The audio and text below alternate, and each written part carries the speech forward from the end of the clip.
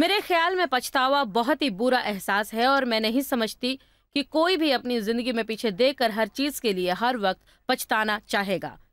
अगर आपको ऐसा महसूस होता है आप अपना बहुत सा वक्त बर्बाद कर रहे हैं तो आप मेरे साथ बने रहें और जानें कि किस तरह आप अपना वक्त उस पर गुजार सकते हैं जो सचमुच फायदेमंद है। 12 साल कबल जब खुदा ने हमें टेलीविजन पर जाने के लिए कहा तो उस वक्त हम पहले से मिनिस्ट्री में थे। तकरीबन हकीकत में 30 सालों से पढ़ा रही थी, पर हमने खुद की मिनिस्ट्री 20 साल पहले शुरू की थी। उससे पहले मैं चर्च में काम करती थी और दूसरी तरह के काम करती। तो पहले 8 साल हमारी वसी रेडियो की मिनिस्ट्री थी और हम यहाँ वहाँ सफ़र करके 400-500 लोगों का छोटा सा इज्तिमा होटलों में किया करते थे और बहुत सारी मीटिंग हमारे इलाके में मुनक़िद करते थे और ऐसी बहुत सी चीज़ें किया करते। हमारी मिनिस्ट्री उस मकाम पर पहुंच चुकी थी कि हमने महसूस किया कि रेडियो मिनिस्ट्री जम गई है और अपना खर्च पूरा कर रही है। इसलिए हमने महसूस किया इस साल हमें शायद उतनी ज़्यादा मेहनत नहीं करनी पड़ी जो पहले करनी पड़ती थी। हाँ, जैसे ही आप सोचते हैं।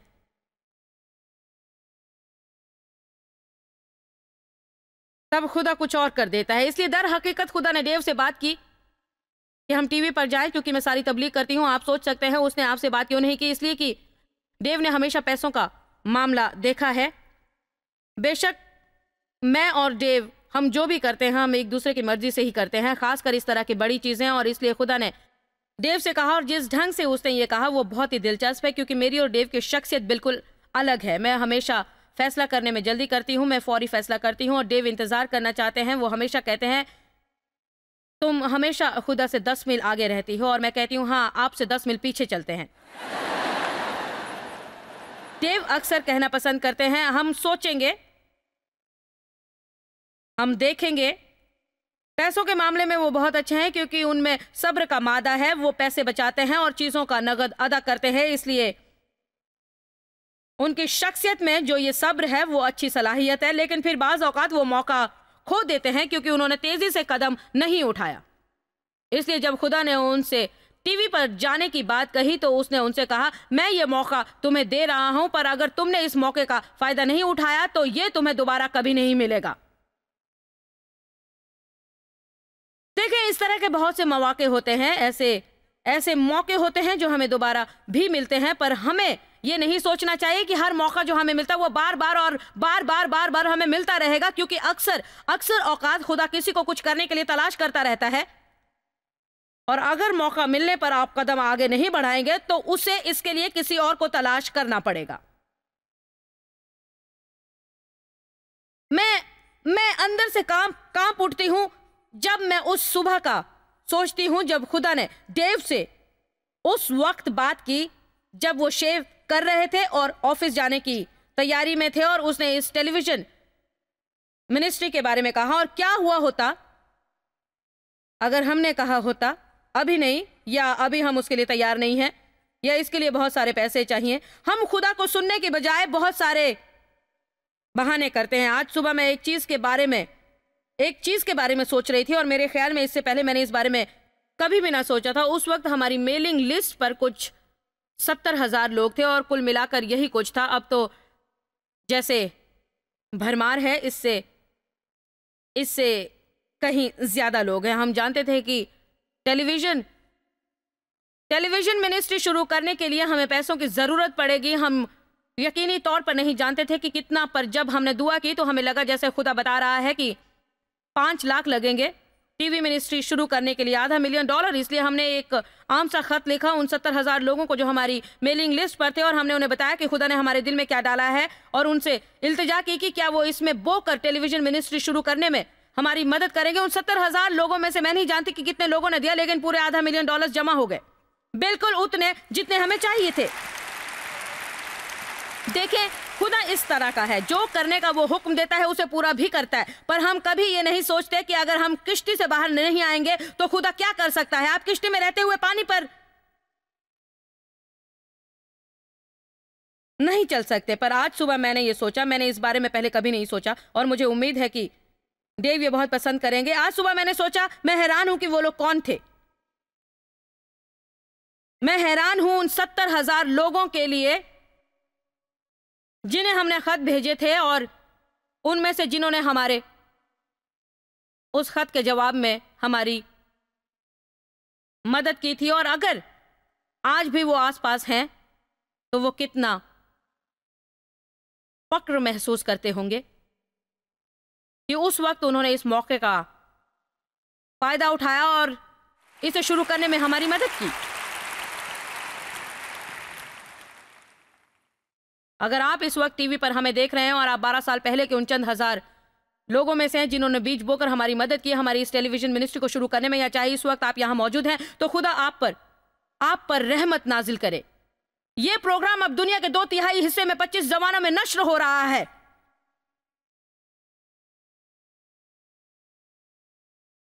लेकिन यह सिर्फ इसलिए शुरू हुआ कि खुदा ने डेव से बात की और कहा अगर तुम इस मौके का फायदा नहीं उठाओगे तो ये तुम्हें दोबारा मिलेगा नहीं। वो ऐसे नहीं थे कि किसी चीज में तेजी दिखाते, पर वो मेरे पास आया और कहा हमें टीवी पर जाना चाहिए। मैंने पूछा क्या? हाँ, उन्होंने कहा खुदा हमें मौका दे रहा है, और हमें जरा भी पता नहीं था कि हम क्या कर रहे हैं। आप में से कुछ लोग सोचते होंगे कि कुछ करने से पहले आपको पता होना चाहिए कि आप क्या कर रहे हैं। खुदा जानबूझकर ऐसे लोगों को चुनता है जो नहीं जानते वो क्या कर रहे हैं। कुरिन्थियों अव्वल में बाइबल कहती है कि दुनिया की वो कमजोर और बेकार चीजों को चुनता है जिसे दुनिया बेमसरफ कहती है, और हकीकत में वो सिर्फ कचरा और फेंकने के लायक होती है जिन्हें खुदा चुनता है। और आपको पता है मैं क्यों इस पर यकीन करती हूँ कि वो ऐसा करते हैं? क्योंकि हम ही जो खुदा से चिमट कर कहते हैं ओ मेरे खुदा मेरी मदद नहीं की तो।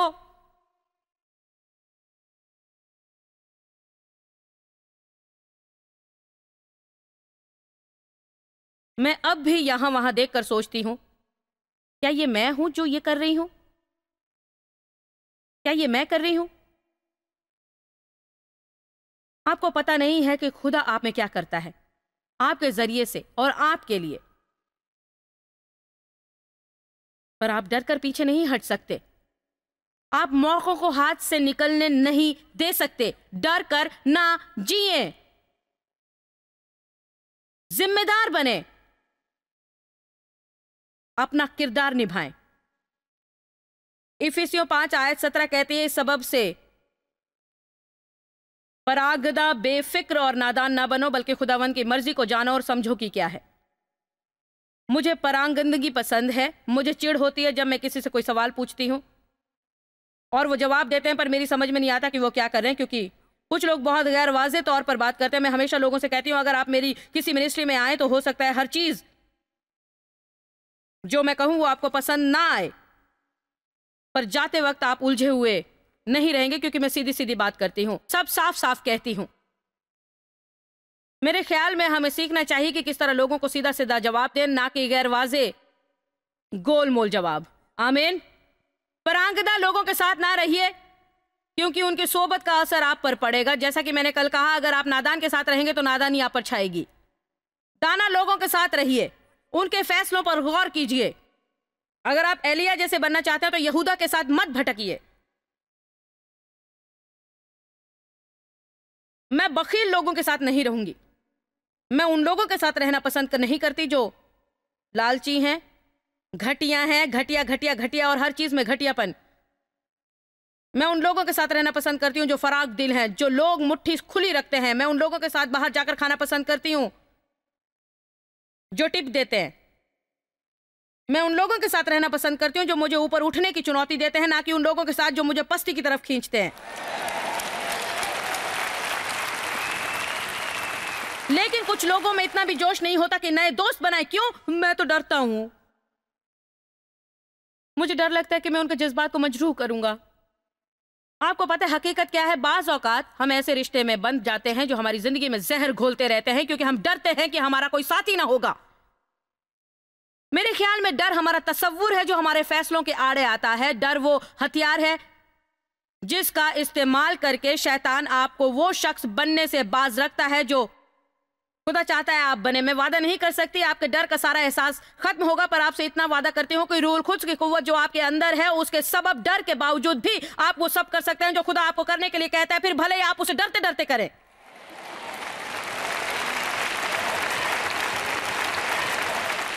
किसने कहा कि आप कांपते हुए कुछ नहीं कर सकते? किसने कहा आप उसे थरथराते हुए नहीं कर सकते, या उस वक्त जब आपका मुंह सूख रहा हो या घबराहट से दम निकल रहा हो? जिसने भी ये कहा कि आप कुछ नहीं कर सकते, जब तक आपको 100% यकीन ना हो कि उसका नतीजा क्या निकलेगा और आपके दिल में यह मुकम्मल एहसास ना हो कि ये वही है जो आपको करना चाहिए, आप सुकून से करने का इंतजार नहीं कर सकते। आप इस इंतजार में नहीं रख सकते कि आप खुद को इसके लिए तैयार महसूस करेंगे। मौके आपके सामने हैं और अगर आप उन मौकों का फायदा नहीं उठाएंगे तो दोबारा वो आपको मिलने वाले नहीं। आमीन। बाज़ औक़ात लोग महसूस करते हैं कि उन्हें कुछ करना चाहिए और वो आगे बढ़कर उसे करते भी हैं पर कामयाब नहीं होते। और आपको कुछ पता है, इससे दुनिया खत्म नहीं हो जाती, क्योंकि कभी कभी अगर आप कोशिश ना करें तो आप सोचते रहते हैं मेरी जिंदगी कैसी होती अगर मैंने वो किया होता, अगर वो किया होता।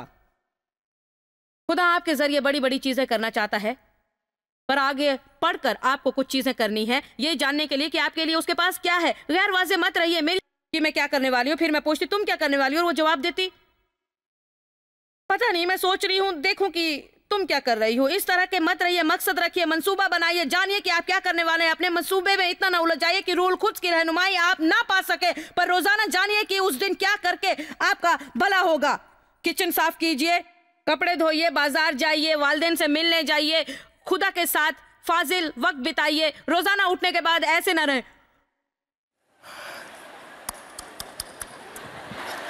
देखेंगे मैं आज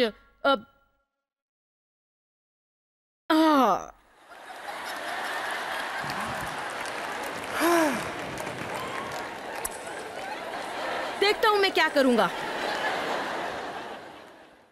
मेरा कुछ भी करने का मन नहीं कर रहा है। मेरे ख्याल में बस सोफे पर सो जाता हूं। ऐसे मत बनिए। आपको बिस्तर पर से उठकर 30 मिनट ना हुआ हो और अगर आपसे कोई पूछता है क्या करने वाले तो आपको उसे फटाफट बताना चाहिए, तो आप चाहें ताली भी बजा सकते हैं, क्योंकि मैं जो कह रही हूं वो बिल्कुल सच है।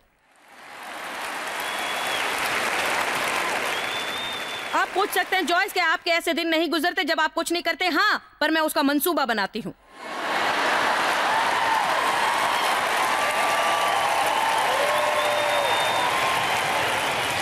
मैं उसे अपने शेड्यूल में प्लान करती हूँ क्योंकि मैं जानती हूँ मुझे उसकी जरूरत है, लेकिन फिर उस दिन मैं अपने जज्बात को मुझ पर हावी होने नहीं देती। इसलिए कम से कम जब कोई मुझसे पूछता है कि आज तुम क्या करने वाली हो तो मैं कहती हूँ कुछ नहीं, मैंने आज कुछ न करने का प्लान बनाया। इसलिए मुझसे मत कहो, मुझसे कुछ मत पूछो आज का क्या प्लान है। इस तरह हम तवाज़ुन कायम करते हैं। ये कार्टून और डोनट से बेहतर है ना?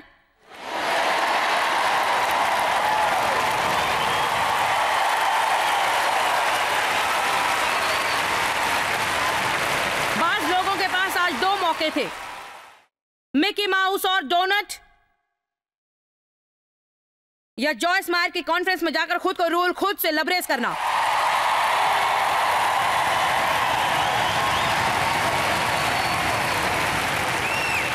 अफसोस की बात यह है कि ऐसे लोग हैं जिनसे खुदा ने आज यहां आने के लिए कहा, पर अगले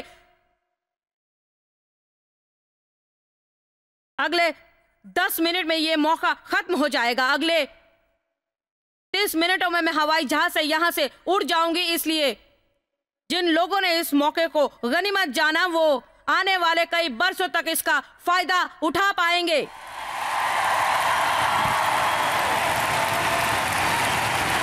मेरी वजह से नहीं, बल्कि उस कलाम की वजह से जिसकी मैं तबलीग करती हूँ। ये मेरे बारे में नहीं है, कलाम खुदावंदी के बारे में है।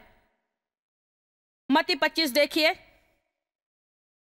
हालेलुया।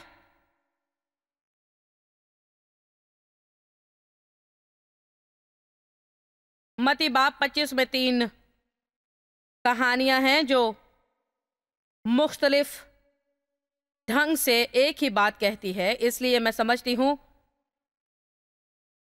और उम्मीद करती हूं कि अगर खुदा चाहता है कि हम कुछ पाएं और वो हमारे लिए इतना संजीदा है कि हम वो पाएं कि एक बाब में वो 3 कहानियां मुख्तलिफ अंदाज में बयान करता है एक ही नुक्ता समझाने के लिए, तो हमें सुनना चाहिए। तो ये शुरू होता है मत्ती 25:1। उस वक्त आसमान की बादशाही उन 10 कुंवारियों की मानिंद होगी जो अपनी मशालें लेकर दुल्हा के इस्तकबाल को निकली। आयत 2, उनमें 5 बेवकूफ 5 अक्लमंद थी। जो बेवकूफ थी उन्होंने अपनी मशालें तो ली मगर फाजिल तेल अपने साथ नहीं लिया। आप इस लफ्ज फाजिल को एम्पलीफाइड बाइबल में देखें। क्या मैं आपको बताऊं कि बेवकूफ लोग क्या करते हैं? वो कभी भी कुछ ज्यादा नहीं करते हैं, वो उतना ही करते हैं जितने से काम चल जाए। जैसे कि मिसाल के तौर पर हमारे यहाँ ऐसे लोग काम करते हैं जो काम पर हमेशा जल्दी पहुंचते हैं और हमेशा 10, 15, 20 मिनट देर तक रुकते हैं। कभी ओवर टाइम का पैसा नहीं मांगते, कभी कुछ नहीं चाहते। हकीकत तो ये है कि आपको पता भी नहीं चले कि वो ऐसा करते हैं, अगर आप इत्तेफाक से उन्हें ऐसा करते ना देख लें। फिर हमारे यहाँ ऐसे भी लोग हैं, जब भी आप उनका टाइम कार्ड देखें, हर सुबह वो आते हैं 8 बजे, 8:01, 8:02, कुछ तो 8:10 पर। अगर आप उनसे कुछ कहते नहीं तो बहुत जल्द ये हो जाता है 8:20, 8:25।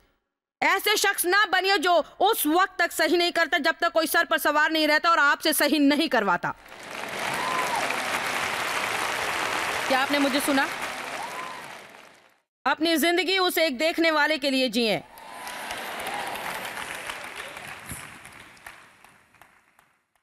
हर शाम को वो 5 बजे चले जाते हैं। हो सकता है 5 बजने में 2 मिनट हो या 1 मिनट हो या 5 मिनट हो तो भी चले जाए, या फिर वो कभी 5:10 को नहीं जानते। पता है मैं क्या बता रही हूं? कोई भी 8 बजे आता नहीं है जिसका 8 का वक्त होता है, क्योंकि आने के बाद 10 मिनट लगते हैं खुद को दुरुस्त करने में, बाथरूम जाना, कॉफी पीना, कुछ और चीज करना, अपना कोट उतार कर टांगना, फिर सबको विश करना। और अगर आप ठीक 5 बजे बाहर निकल जाते हैं तो मतलब होता है 4:45 को आप अपनी दुकान बंद कर देते हैं और जाने की तैयारी में लगते हैं। खैर खुदा समझे वो मुझे ज्यादा फायदा नहीं पहुंचाते हैं। अगर आप सचमुच अक्लमंद हैं तो आप समझेंगे कि आप उनके लिए काम नहीं कर रहे हैं। मेरी बाइबल कहती है कि तुम जो भी करते हो वो खुदावंद के लिए करते हो और उसे खुशी खुशी पूरे दिल से किया करो। जब आप कुछ जायद करेंगे, जब आप थोड़ा बहुत मजीद करेंगे और ये उम्मीद भी ना करेंगे कि उसके लिए आपको मजीद पैसे मिलें, क्योंकि बस आप करने के लिए कर रहे हैं, क्योंकि आप बस इसी तरह के शख्स हैं, खुदा उसे देखता है। और जब किसी को प्रमोट करने की बारी आती है तो खुदा बॉस की नजर में आपको लाएगा, और अगर वो शख्स आपके लिए कुछ नहीं करता तो खुदा आपके लिए कोई ऐसा जरिया पैदा करेगा जहां आप फायदे में रहेंगे। पर ऐसा शख्स कभी ना बने जो हर कदम पर चाहता है कि उसे उजरत मिले। मसीह की कौम में ये बहुत है, और आपसे सच कहूं तो इससे मुझे कराहत होती है। मैंने कुछ पाने से पहले खुदा के दीन के लिए बहुत कुछ किया है, और मुझे आपसे कुछ कहने दें, यह मेरे लिए फायदेमंद रहा है। वो मकसद परखने की घड़ी थी। उस वक्त आपको पता चलता है कि जो आप कर रहे हैं उसके लिए आपका इरादा क्या है। आमीन। जब मौका मिले तो पहली चीज ये ना देखें कि इसमें कितना फायदा है। हम इन चीजों में पढ़कर बहुत से फैसले करते हैं और ये फैसला नहीं करते कि रूहुल खुद्स की रहनुमाई में चलेंगे। बेवकूफ अपने साथ फाजिल तेल नहीं लेते। कहानी में आगे है, चूंकि दूल्हे ने आने में देर कर दी, इसलिए वो सब 10 के 10 ऊँघने लगी और वहीं सो गई। फिर अचानक शोर उठा कि देखो दूल्हा आ गया, देखो दूल्हा आ गया। सोचिए कि क्या हुआ होगा। उन 5 बेवकूफों के पास तेल कम पड़ गया, इसलिए वो उठकर तैयारी ना कर सकी, और वो ये भी ना जानती थी कि कहां जाएं, क्योंकि आधी रात थी जब ये शोर उठा था। तो फिर उन्होंने क्या किया? वही किया जो बेवकूफ लोग हमेशा करते हैं। वो उनके पास गई जिन्होंने फाजिल तेल लाया था और कहा, हमारे पास तेल नहीं है, क्या तुम हमें थोड़ा सा दे सकती हो? आप में से कितने लोग बाज औकात तंग आ जाते हैं उन लोगों को देखकर जो अपना काम करते नहीं और सदा आप पर मुनस्सर रहते हैं और चाहते हैं कि आप उन्हें वो दें जिसके लिए आपने मेहनत की है। मेरे ख्याल में हमें लोगों की मदद करनी चाहिए। मेरे ख्याल में बहुत से बदकिस्मत लोग हैं। हमें गरीबों की मदद करनी चाहिए, हमें कम मुस्तफैज लोगों की मदद करनी चाहिए। लेकिन मेरे ख्याल में अगर हम सचमुच उनकी मदद करते हैं तो हम उनकी मदद करते हैं इस वक्त ये जहां है और उन्हें सिखाते हैं कि उससे कैसे बाहर आए और उस मकाम पर पहुंचे जहां वो देने वाले बन जाए, ना कि हर वक्त बस लेने वाले। अगली कहानी जिसकी यहां बात की जा रही है वो ये कि जब मालिक परदेश जाने लगा तो उसने 3 मुख्तलिफ लोगों को तोड़े तकसीम कर दिए। एक को उसने 5 दिए, एक को 2 दिए, एक को उसने 1 दिया। जब वो हिसाब लेने वापस आया, और आपको याद रखना है कि हिसाब किताब होगा, जरूर होगा। रोमियो 14:12 में है कि हर शख्स खुदा के सामने खड़े होकर अपना हिसाब जरूर देगा। किसी दिन खुदा आपको देखकर आपसे पूछेगा, तुमने अपने वक्त का क्या किया, तुमने अपने तोड़ों का क्या किया, तुमने अपनी नेमतों का क्या किया, तुमने अपनी जिंदगी का क्या किया। ऐसे हालात ना पैदा करें कि जहां आपको खड़े रहकर कहना पड़े कुछ नहीं, कुछ नहीं।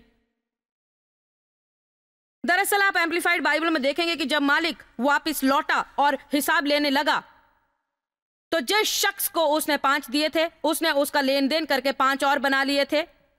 जिसको उसने 2 तोड़े दिए थे उसने उसका लेन देन करके 2 और बना लिए थे। जिसको उसने 1 दिया था उसने कहा कि वो डरा हुआ था, इसलिए उसने उसे जमीन में छुपा दिया। जब मालिक वापस आया तो उसने कहा, लो जो तुमने मुझे दिया था तुम्हें वापस देता हूं।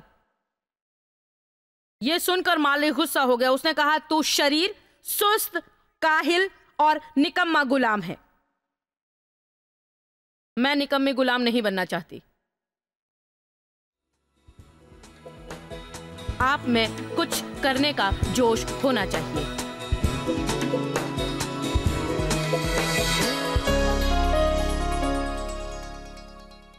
मैं आपको सचमुच सलाह दूंगी कि खौफ में आप ना जिएं।